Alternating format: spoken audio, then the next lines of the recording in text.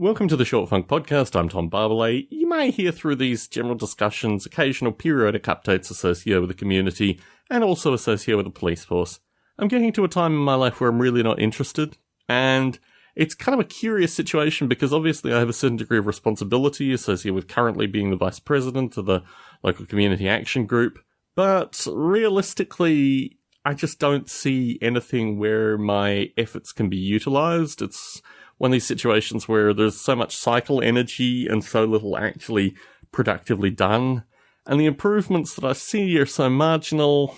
I'm starting to wonder really whether my time is best spent with regards to these things. In particular, I think because when I interact with the community, I interact with the community as an outsider who is obviously new to the community, who has a strange accent, has a series of strange ideas.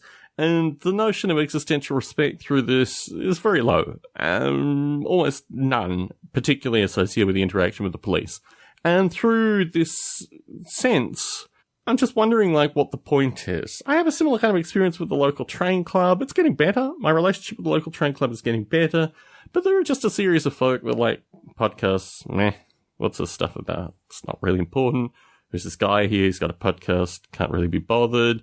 Kens a few of the club things, very few, seems to pay multiple dues to make up for his lack of interaction, but who cares about this guy? And I guess when I enter a sphere, it's not that I want more respect in general, I just want some existential respect. And I think the search for existential respect through interacting with the community and also interacting with the police, very few and far between. And what you find here is that there are just groups of people that have belief systems, for example, we live in a poor area, we're supposed to live in a poor area, and we're supposed to put up with the kind of crap that we put up with because we live in a poor area. That's a philosophy that I encounter frequently.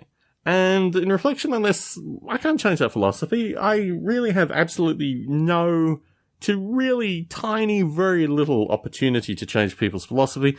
Plus, when you listen to my podcast over a period of time, you get a sense of me as a person through a variety of topics that I've discussed. These folks see me once a month, and they don't really have any interest in, talking more. I've interacted with a few of them to try and get a deeper understanding, but these interactions are all about me understanding them. It's all about me asking questions and trying to get insights and trying to understand them, trying to get a perspective on who they are. And from their perspective, I'm just some wealthy white guy who comes in, who works at some technology company, who has very little to do with anything that's in their lives, and really probably should be kept at arm's length. And I think that's very curious because it's just the way it is. I can try and fight it. I can try to do nice little things. But actually what happens through this experience is I invest a whole bunch of energy and nothing much comes out of it. You will have heard through general recordings and general narrative that basically my wife and I have called time out on this whole thing. We've realized we're going to be here for a few more years. We're not really sure how many more years, but we're not going to be here forever. And we're certainly not going to be here for a long period of time because we have finite energy. We have finite time. And as I've noticed recently, particularly associated with all this blood pressure stuff, we have a finite life expectancy, really seriously. And if these things impact us, then, this stuff is not worth dying for, quite literally. And then you get this whole interesting perspective associated with other organizations, like I've talked about Black Lives Matter, for example.